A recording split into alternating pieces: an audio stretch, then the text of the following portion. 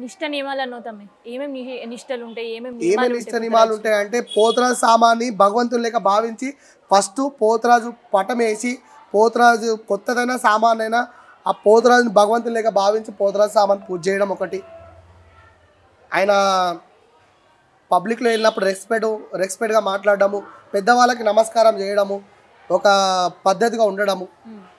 పోతరాజేశంలో చెడుగా మాట్లాడకుండా తాగి ఇష్టం వచ్చినట్టు గుట్కాలు పాన్పరాకలు వేసుకొని పబ్లిక్లో ఉంచడం లాంటిది. పోతరాజుకు బ్యాడ్ నేమ్ దేయకుండా ఉండడం నిష్ట నియమాలతోని కూడుకునేది ఒకటి. ఎందుకంటే ఎంత నిష్ట నియమాలతో వేస్తే తాగకుండా తాగే పోతరాలు ఉన్నారు, కానీ కనబడని పోతరాలు కూడా ఉంటారు. కానీ తాగి కనిపించి తిందబడిపోయే పోతరాలు నిష్ట నియమాలకి భగ్గం చేస్తారు.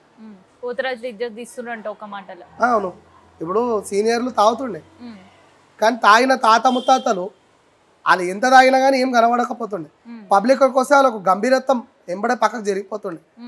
కానీ ఇప్పుడు ఆ తాగితే ఎంబడే ఒకటి పట్టుకోవాలి, సెటర్ దగ్గర వండబెట్టాలి, ఆడ కుర్చీలలో వండబెట్టాలి, ఆ పోతరాజేశం గెటప్లోనే టాయిలెట్కి వెళ్ళాలి, సిగరెట్లు తాగాలి, పబ్లిక్లో గుట్కాలు వేసుకోవాలి. అలాంటివి చేస్తున్నందుకే కదా ఇప్పుడు పబ్లిక్లో బ్యాడ్ నేమ్ వస్తుంది పోతరాలకి. అంతేరా బాయ్ గుట్కా వేసుకుంటాడు వాడు, మేము ఇస్తే తాగుతాడు అంటే అది ఎవరు తాగుతారు ఎవరు తాగుతలేరు, బాటిల్ మూతి పెట్టిండా లేదా, ఎంగిల్ తాగాలా వద్దా, ఆ నిష్ట నియమాలు అనేది ఉంటేనే కదా.